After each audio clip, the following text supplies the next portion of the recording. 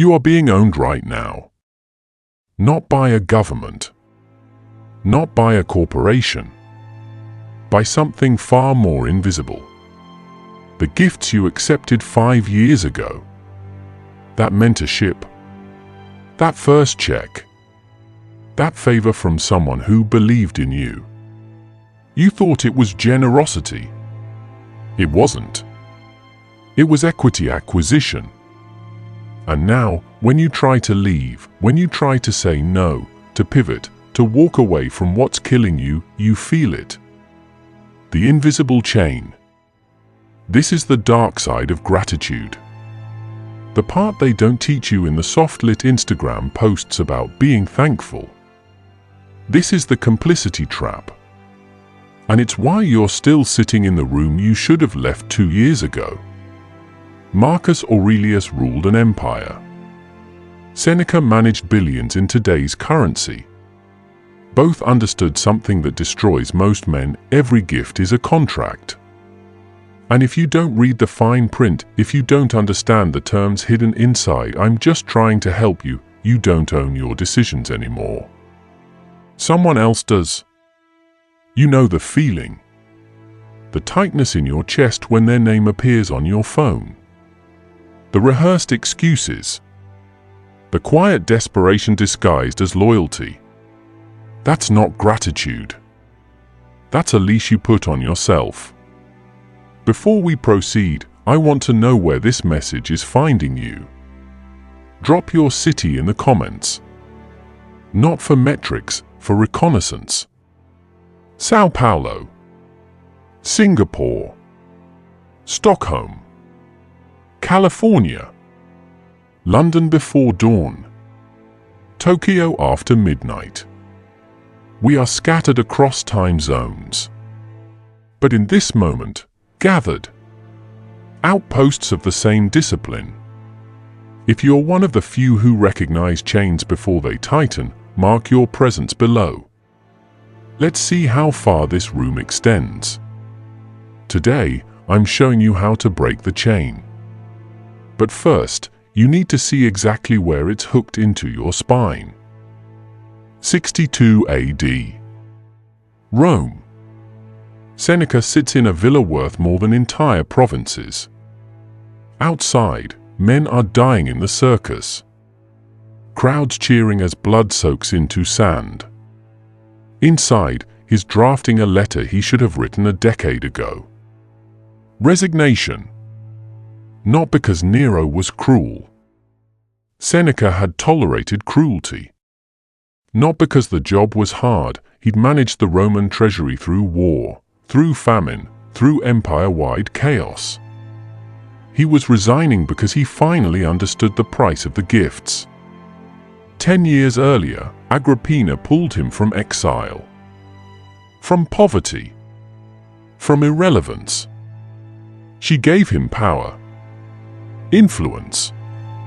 Wealth beyond measure. Made him tutor to her young son. When that boy became emperor, Seneca became the second most powerful man in Rome. All of it given freely. And there lay the poison. Because in return, without ever saying it out loud, Seneca gave her his optionality. Every time Nero signed another death warrant. Every time policy turned predatory. Every time the madness escalated. Seneca felt the chain tighten. How can I abandon the boy I raised? How can I walk away from the emperor who calls me father? This is premeditatio malorum in reverse. Negative visualization, the Stoic practice of imagining loss before it happens, so you're never caught off guard. But Seneca visualized the cost of the gifts too late. You think this is ancient history. It's not. It's your cap table. Your org chart. Your last investor update. Every time someone believes in you without a clear value exchange, every time the terms are fuzzy, emotional, relational instead of contractual, you're signing the same document Seneca did. The one that says, I owe you. Forever. And the market doesn't care about your nostalgia. It doesn't reward the man who stays loyal to dead strategies because they gave me my start. It rewards sovereign decision-making. The man who can walk away from the table, who can burn the bridge if it leads to a cliff, owns every negotiation he stays in. Seneca couldn't walk away. Not because Nero held him physically, because Seneca had built his own cage out of gratitude. And by the time he tried to escape, the door had already locked from the inside. You don't have a gratitude problem. You have a liability identification problem. Let me show you how the trap works. Stage 1. The gift. Someone opens a door, writes a check, makes an introduction you couldn't get yourself. You feel warmth, relief. Finally, someone sees my potential. The dopamine hits. You're grateful. Genuinely. Stage 2. The ledger. 6 months later, they ask for a favor. Small. Reasonable. An introduction. A reference. Attendance at some event you don't care about. You say yes. Of course you do. You're grateful. Stage 3. The compound. A year passes. 2 years. The favors aren't small anymore. You're in meetings you don't believe in. Signing off on strategies you know will fail. Staying silent when every cell in your body wants to speak. You're tolerating the investor who undermines you in every board meeting because he wrote the first check. You're enduring the mentor who takes credit for your work because I owe him everything. And when you think about leaving, when you lie awake at 3 in the morning running scenarios, the voice comes. But they gave you everything. Stage 4. The trap closes. You are now a cost center in your own life. Every decision gets filtered through. What will they think? What do I owe? You've outsourced your agency to a ghost from 5 years ago. You're no longer building your empire. You're managing their expectations. This is where most men die. Not biologically. Volitionally. They become passengers in their own careers. Spectators in their own lives. Look at the difference. The passenger says, I owe them everything. The sovereign says, I honored the initial exchange. The contract is complete. The passenger is governed by guilt.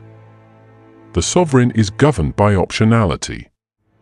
The passenger mistakes loyalty for liability management. The sovereign treats relationships like a portfolio.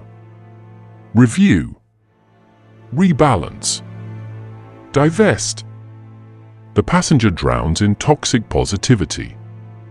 Never burn bridges. Always be grateful. The sovereign practices strategic loyalty. I'll burn the bridge if it leads to a cliff. One builds empires. The other decorates cages. And here's what they never tell you about gratitude. It's supposed to be a transaction with a clear beginning and end. You helped me when I had nothing. I appreciate that. I've honored it by delivering results, by representing you well, by giving you return on your investment in me. Done. Ledger balanced. But most men never close the loop. They let it compound. Let it grow interest. Until the debt becomes unpayable and the gratitude becomes a noose. You can feel it right now, can't you? The specific name that just appeared in your mind. The person you can't say no to. The relationship you can't escape. The obligation that's hollowing you out from the inside. That tightness in your chest when you see their name on your phone. The rehearsed excuses you've perfected. The quiet desperation you've dressed up as loyalty. That's not gratitude. That's Stockholm Syndrome with a business card. The question isn't whether you're grateful. The question is whether you're free. Because gratitude without autonomy is just slavery with better lighting. Pause here. The algorithm doesn't want you to see this. Every platform is engineered to feed you comfort. Quick motivation that dissolves before it changes anything. Affirmation without confrontation. Content designed to make you feel better, not to make you better. This is neither. And the system knows it. Content that forces you to audit your own chains, that names the discomfort you've been managing for years, gets suppressed. Buried. Starved of oxygen. Because it threatens engagement built on escapism. There is an invisible war happening for your attention. On one side, algorithms designed by the brightest engineers in human history, optimized to keep you scrolling through nothing. On the other side, ideas that demand something of you. So here's your binary choice. If you felt that tightness, the phone vibrating, the name you can't refuse, the chain you've been pretending isn't there, signal it. Not for me. For the algorithm. A like is a vote against the noise. A share is a signal flare to someone else trapped in the same gratitude cage, someone who needs to hear this but will never find it unless you send it directly. This is how ideas survive. This is how wisdom outcompetes distraction. This is how we starve the machine that wants to feed you mediocrity. Signal or scroll. One is an act of sovereignty. The other is surrender. Mark your place. Then we continue. The Stoics didn't teach gratitude. They practiced debt extinction. What follows are not principles. They are edicts. Executive orders for your internal governance. Apply them or remain owned. Edict 1. THEPRE mortem before accepting anything of value, a partnership, an investment, a favor, run the failure scenario. Not what could go wrong, but what will this cost me when it goes wrong? This is premeditatio malorum. Negative visualization. The Stoic practice of wargaming disaster before you're standing in the wreckage. Here's the application. Private equity offers you a board seat. Prestige. Equity. Your name on the letterhead. Don't ask what's the upside. Ask, what can I no longer do if I accept this? Can you sell? Pivot? Say no in public? Launch a competing venture in 3 years? If the gift limits your future moves, it's not a gift. It's a golden tether. Run the decision tree 5 years out. Factor in ego. Factor in obligation. Factor in the moment when their interests and yours diverge, because they will. Gratitude is a futures contract. Price it accordingly. If the cost is your optionality, decline. Edict 2. The statute of limitations. Gratitude expires. The mentor who opened the door in year 1 does not own year 10. Honor the past. Do not let it mortgage the future. Your first investor believed in you when no one else would. Respected. But 5 years later, they're blocking your Series B because they want board control. They're vetoing strategic hires. They're suffocating growth to protect their percentage. Here's the truth, you've already repaid the debt. 10 times return. Credibility by association. Access to your network. The ledger is balanced. Issue the buyout offer. Tender their shares. If they refuse, dilute them in the next round. This isn't betrayal. This is contract completion. The mistake most men make is thinking gratitude is eternal. It's not. It's a limited-term agreement. You honored it. You delivered value. The obligation has been satisfied. Walk. Edict 3. The poverty rehearsal practice loss before life imposes it. This is voluntary discomfort. And it's the most dangerous edict on this list because it requires you to do something that feels insane. Hedonic adaptation is the silent assassin of autonomy. Your brain recalibrates to luxury. The first-class flights. The penthouse. The tailored suits. And once it does, you become a slave to maintaining them. You cannot walk away from what you cannot survive losing. Seneca was worth billions in today's currency. Estates across the empire. Literal palaces. And once per year, he slept on a stone floor for a week. Ate peasant food. Wore rags. Not for virtue signaling. For optionality. So when Nero threatened to seize everything, Seneca could smile and mean it, take it. I've lived without it before. I'll do it again. Voluntary discomfort buys you the freedom to say no. Here's your assignment: 1 week per year, live at 20% of your income. Stay in the cheapest hotel. Eat the simplest food. Wear the same clothes 3 days straight. Reset your baseline. Remind your nervous system this is survivable. Luxury is a choice, not a necessity. The moment you are unafraid of poverty, you become uncontrollable. Edict 4. The complicity threshold. Gratitude ends where complicity begins. The moment the gift requires you to compromise your code, it's not a gift anymore. It's a bribe. Return it. A client generates 60% of your firm's revenue. But they ask you to misrepresent findings.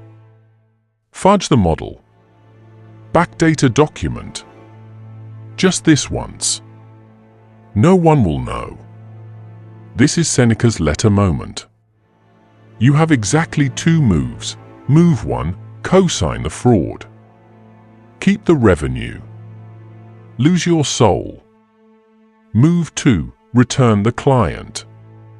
Keep your soul. Rebuild revenue. There is no third option. No, I'll do it this time and set boundaries next time. No, I'll push back gently. The moment you accept the compromise, you set the price for your integrity. And they will come back with a bigger ask. Because you've already shown them you're for sale. Fire the client. Refund the retainer. Burn the bridge. Your code is the only asset that doesn't depreciate. Edict 5. The extraction protocol. Every betrayal, every collapse, every partnership that detonates, it's reconnaissance. This is post-traumatic growth. Not therapy. Intelligence gathering. You trusted the wrong co-founder. They left. Took half the IP. Burned through goodwill with clients. Poisoned 2 key hires against you. Painful. Expensive. But here's the reframe: you just received a graduate-level education in character due diligence. You now know the tells. The patterns. The red flags you ignored because you were desperate for partnership. That betrayal didn't destroy you. It calibrated you. It just saved you from a $50 million mistake 3 years from now. Extract the lesson. Burn the emotion. Document what you missed. Update your vetting process. Move. The Stoics believed suffering without growth is waste. Suffering with extraction is tuition. You paid. Take the degree. Edict 6. The freedom audit. Stop asking, am I grateful? Start asking, am I free? Gratitude without autonomy is Stockholm Syndrome with a business card. You're grateful for the VP title, the compensation, the corner office. But you can't speak in strategy meetings, can't challenge the CEO's decisions, can't propose alternative direction without political fallout. You can't leave without a 12-month non-compete turning you radioactive. That's not a career. That's house arrest with a 401k. Run the audit. Can you say no without fear? Can you disagree in public? Can you walk away tomorrow and sleep soundly? If the answer is no, you're not employed. You're owned. Edict 7. The resignation letter. Draft your exit now, while you still have leverage. This is the Seneca protocol. Write the email, the letter, the text, the one that says, I'm stepping down from the board, returning the equity, releasing you from obligation and myself from debt. Thank you for what was. I'm choosing what's next. Save it as a draft. Reread it once per month. Update it as circumstances change. The purpose isn't to send it. The purpose is to remove the fear of sending it. Because the moment you're unafraid to walk away, the moment you know you can torch it all and start over, you're sovereign. And paradoxically, you'll rarely need to. The man who can leave commands respect in every room he stays in. His presence is a choice, not a dependency. And everyone can feel the difference. Seneca wrote his resignation in 62 AD. Nero refused it. But for 3 years, until the execution order came, Seneca walked through the palace as a free man. Not because his circumstances changed, because his internal state did. He had already made the choice. Everything after that was just paperwork. Nero refused Seneca's resignation. 3 years later, soldiers arrived with execution orders. Seneca opened his veins in a Roman bath, bled out surrounded by students dictating final philosophy. History calls it tragedy. I call it delayed sovereignty. Because in that final hour, Seneca was free. He had already made the choice years before, the moment he drafted the letter. Everything after was just paperwork. You're at the same junction. Path 1, the debtor. You hoard every favor. Catalogue every kindness. Let the gifts of 2019 dictate the strategy of 2029. You build wealth but rent your decisions from ghosts. You die with assets and no agency. Path 2, the sovereign. You treat gratitude like a financial instrument. Acknowledge the value. Honor the term. Then close the position. You walk away from golden handcuffs. You practice scarcity by choice so no one can threaten you with it. You build empires, but never mortgage your soul for the blueprints. One path ends in a mahogany casket surrounded by people who owned you. The other ends alone, but unowned. 1,000. We're approaching 1,000. Not subscribers, I refuse that word. Subscribers are passive. Consumers. Spectators waiting to be entertained. You are the first cohort. The foundation before the fortress. Right now, we are building something the algorithm cannot categorize. A room without the performative motivation that plagues every other channel in this space. No affirmations. No comfort. No telling you what you want to hear. just extraction protocols for men who refuse to be owned. If you've stayed this long, through the diagnosis, through the 7 edicts, through the hard audit of chains you've been pretending don't exist, you've already proven you belong here. But there's a difference between belonging and declaring. Between standing in the room and taking your place in the ranks. We don't need millions. We need 1,000 who understand that attention is the final currency and they choose where to invest it. 1,000 who will not scroll past this and forget. 1,000 who signal to the algorithm, this matters. Amplify it.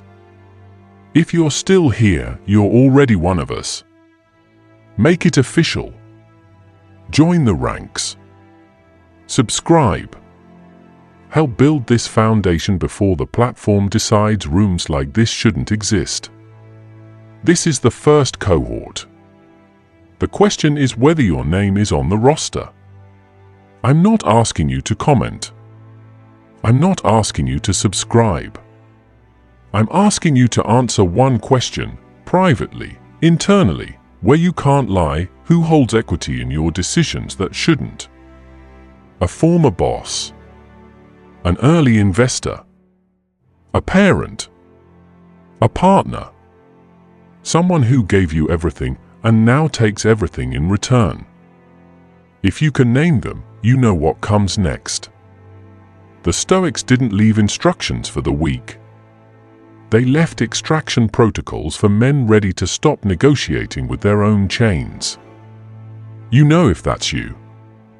Gratitude ends where complicity begins. Seneca, 62 AD.